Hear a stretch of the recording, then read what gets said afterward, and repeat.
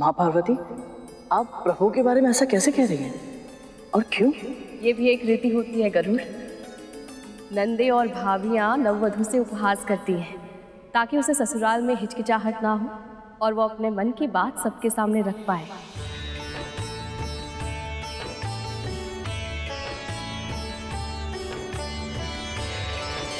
श्याम रंग तो कस्तूरी का भी होता है सखी, जिसे हम मस्तक में धारण करते। मेघ भी तब वर्षा करता है जब उनका रंग श्याम हो। और एक बात तो भूल गई सखी, सबसे विशेष कमल का रंग भी श्याम है। और गालों की लाली का क्या कहना, लाल तो कौवे की जीभ भी होती, पर वो हमेशा बोलता है कर्कश स्वर में।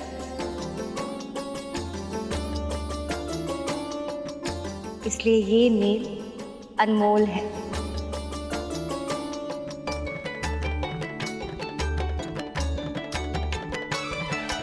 बस ऐसे ही एक दूसरे का पक्ष लेते रहिए, एक दूसरे का साथ देते रहिए।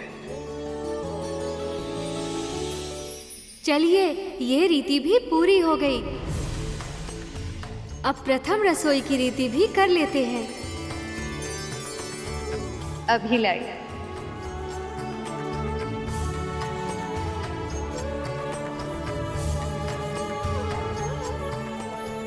माँ,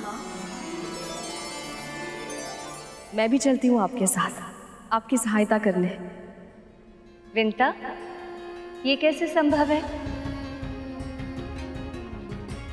ये मेरी पहली रसोई की रीति है, तुम भोजन कैसे पकाओगी? कहीं तुम्हें ऐसा तो नहीं लग रहा कि मुझे भोजन पकाना आता ही नहीं? नहीं नहीं माँ, मेरे कहने का अर्थ ये नहीं था। मैं तो बस आपकी सहायता करना चाहती हूँ। विंता, तुमने अनगिनत बार हम सबको भोग लगाया है। आज पहली बार मुझे ये अवसर मिला है कि मैं तुम्हें कुछ खिला सकूं। तुम ही बताओ, मैं ये अवसर ऐसे व्यर्थ कैसे जाने दूं?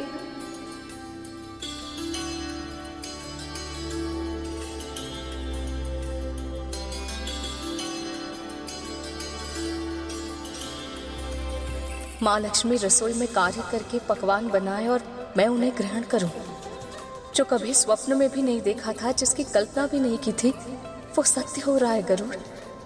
भगवान को भोग लगाकर जब मन को इतनी प्रसन्नता मिलती है, तो उनके हाथों से भोग खाकर तो ये जीवन तृप्त हो जाएगा पुत्र।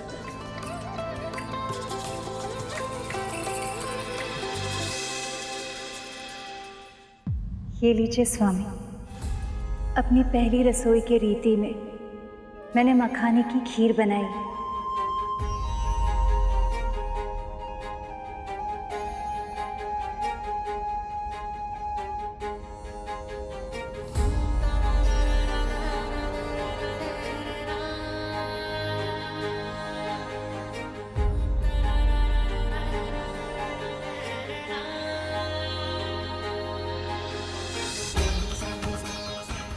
आप सब खा क्यों नहीं रहे? जब भक्त भगवान को खिलाए बिना स्वयं नहीं खाता, तो हम अपने भक्तों को खिलाए बिना कैसे खा सकते?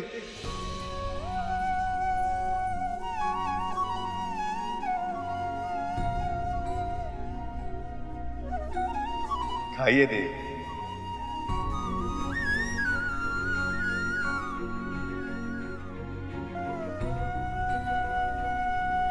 अपने प्रिय के हाथों से बनी खीर खाने के लिए और कितनी प्रतीक्षा करवाएंगे आप मुझसे?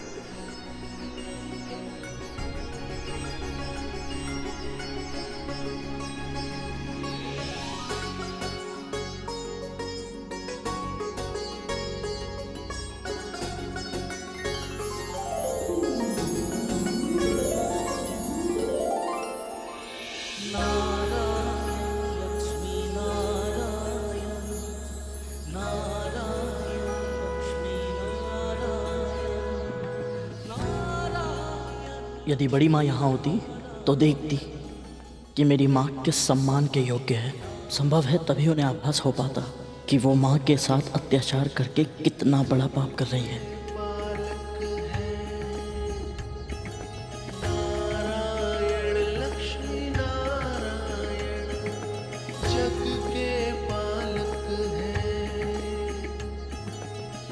वैसे तो इस संसार में जो भी धन है वो आपका ही है और आपसे ही है, परंतु ये रीति है, पहली रसोई के बाद नेक की प्रक्रिया आवश्यक है। इसीलिए हमारे परिवार की ओर से ये भेंट स्वीकार कीजिए।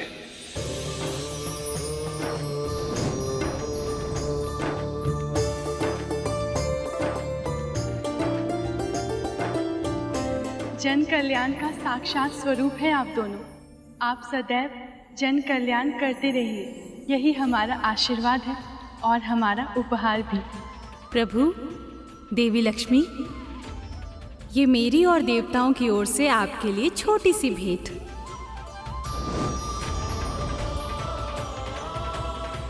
मैं प्रभु विष्णु और माता लक्ष्मी को क्या भेंट दूं? अब हमें प्रस्थान की आज्ञा दीजिए।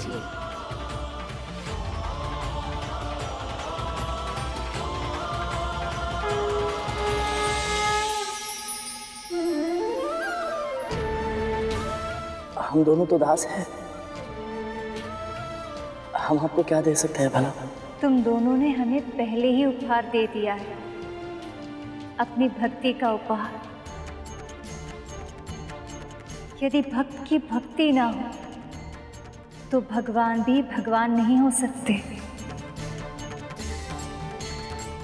अब आज्ञा दीजिए प्रभु, ताकि महारानी के महल लौटने से पहले मैं वापस पहुंच सकूं।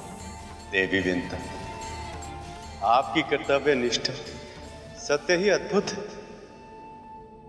प्रस्थान कीजिए।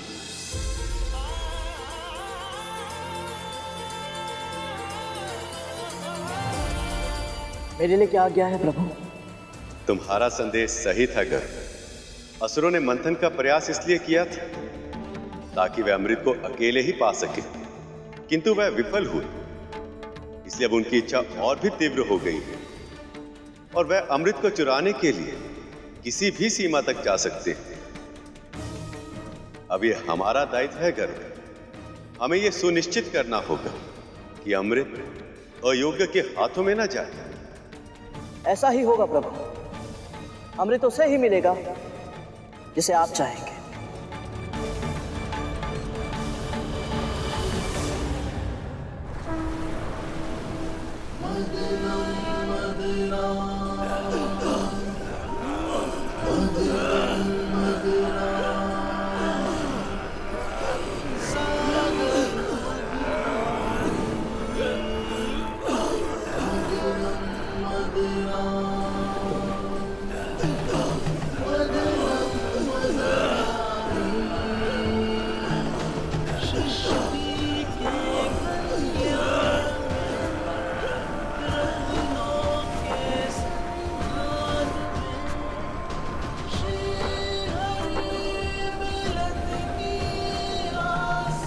देवताओं, पूरा बल लगा दो।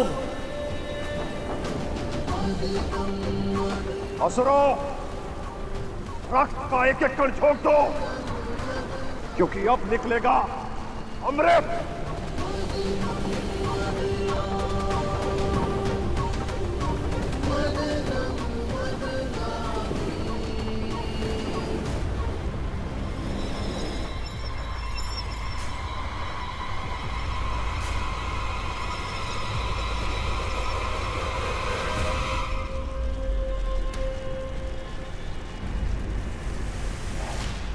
ये दुर्गंध कैसे? ये कैसी दुर्गंध है देवराज?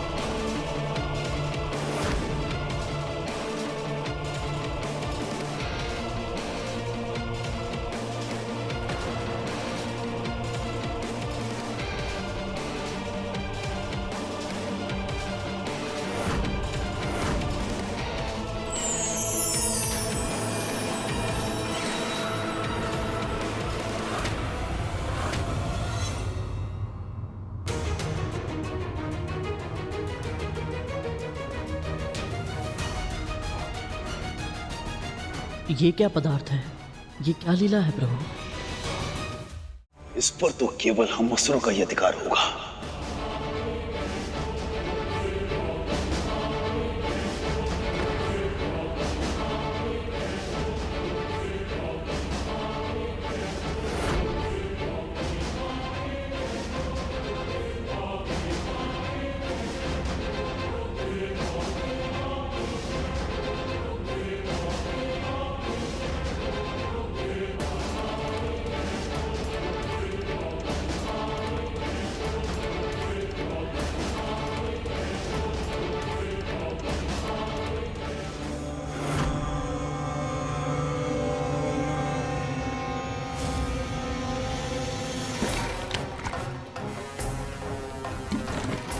असुरो, ये अमृत नहीं है, वारुणी है।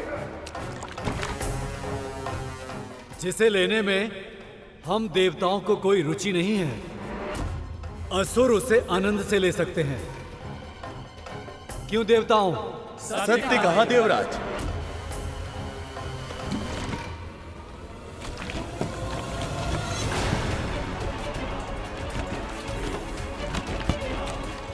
देखिए प्रभु, देवताओं ने अपनी सूझबूझ से इस समस्या को टाल दिया।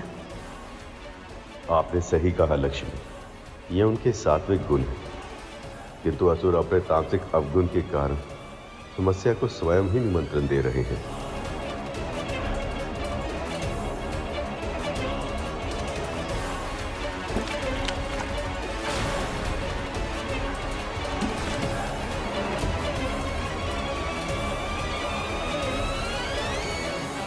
सारा पान तो अकेला कर जाएगा और हम मुंह देखते रहेंगे। ला असुरो, आपस में कलेश करने का कोई लाभ नहीं होगा। सुना नहीं तुम सबने?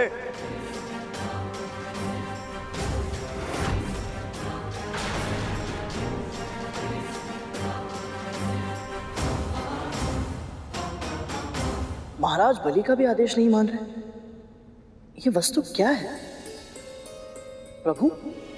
ये कौन सी वस्तु है जिसने असुरों को भी उन्मत्त कर दिया है? ये वारुणी है गरुड़, मदिरा, संसार के सबसे आकर्षक, सबसे नशीले द्रवों अर्थात पेय पदार्थों में से एक है। ये व्यक्ति के मन की सभी दुविधाओं, सारी हिचक को दूर करता है। ये संसार के सभी कष्टों और कठिनाइयों को भुला देता है। ये जो भी इसका पान करता है उसे परम आनंद की अनुभूति कराता है ये द्रव्य। प्रभु, यदि ये द्रव्य इतना आकर्षक है तो फिर देवताओं ने इसकी एक भी बूंद पाने में तनिक भी रुचि क्यों नहीं ली? ऐसा इसलिए शेष, क्योंकि एक बार जिसने भक्ति के आनंद का आभास किया हो, उसे परम आनंद के लिए मदिरा जैसे इंद्रियों को शिथिल करने वाले और विवेक का नाश करने वाले मादक पदार्थों की आवश्यकता नहीं होती। संसार में ऐसा भी कुछ है जो असुरों को अमृत भी बुला दे? ये तो मैं सोच भी नहीं सकता था। माँ, मदिरा के अतिरिक्त एक और ऐसी मादक वस्तु है जिसे देखते ही दानवों के साथ साथ देव भी अपना सद्बुद्ध खो जाते हैं। जो देवताओं को भी अपने प्रभाव में ले ले, वो वस्तु तो मदिरा से भी अधिक मादक हुई। माँ, मदिरा से भी अधिक मद भरी ऐसी कौन सी वस्तु हो सकती है? माँ प्रभु, इस विषय में आपसे अधिक कौन अच्छे से समझा पाएगा, क्योंकि आने वाले समय में आप मोहिनी अवतार धारण करने वाले हैं। वो वस्तु है स्त्री की आंखें।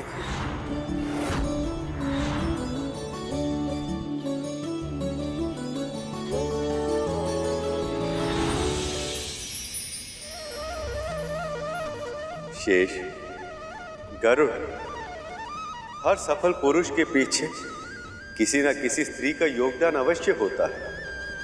स्त्री की शक्ति की कल्पना भी नहीं की जा सकती। यदि स्त्री चाहे तो पुरुष अपने उद्देश्य पर ऐसे ध्यान केंद्रित कर सकता कि वो कभी भटकता नहीं। और यदि स्त्री चाहे तो पलक झपकते ही पुरुष अपने लक्ष्य को भूलकर उसकी मद भरी आंखों में खो सकता।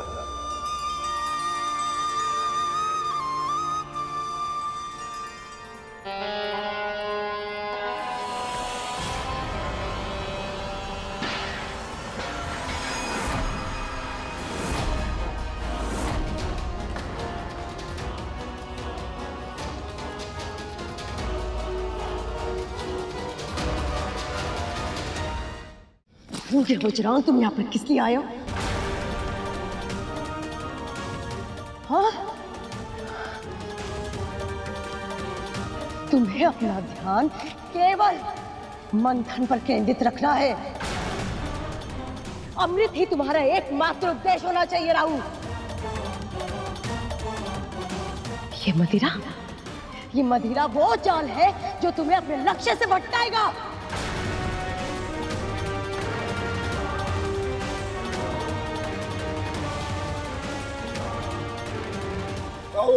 बजरंग,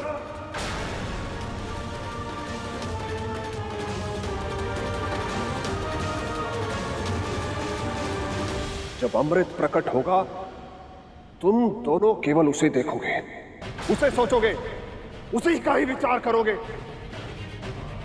अपनी पांचों इंद्रियां केवल अमृत पर केंद्रित करोगे।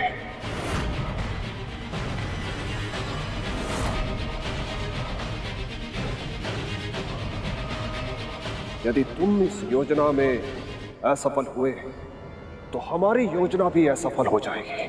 स्मरण रखना।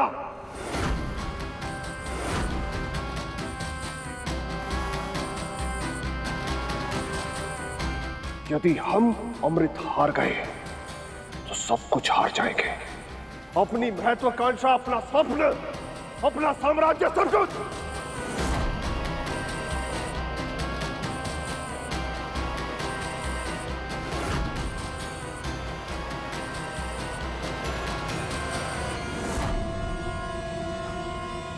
हम समझ गए महाराज। अब आप जो कहेंगे महाराज बस वही होगा। चलो।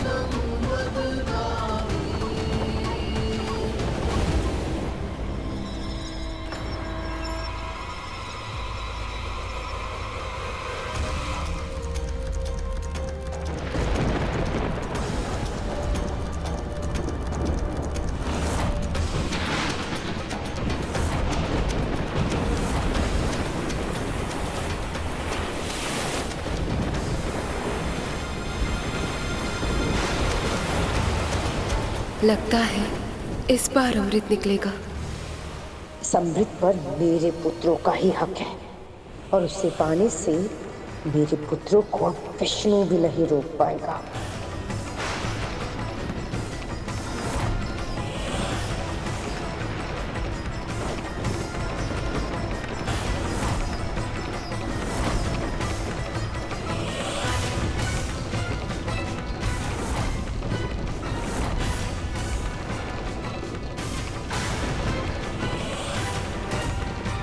देवराज, अमृत के आने पर इस प्रकार का प्रलय संभव नहीं।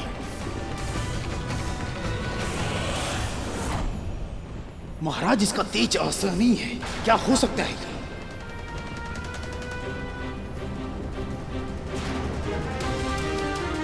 आखिर ये क्या वस्तु है जिसके प्रकाश से सभी विचलित हैं? हे प्रभु, मंथन से निकली ये वस्तु पूरे संसार में प्रलय ला रही है। इसे धारण करने वाले पक्ष कौन होगा, देवता या असुर?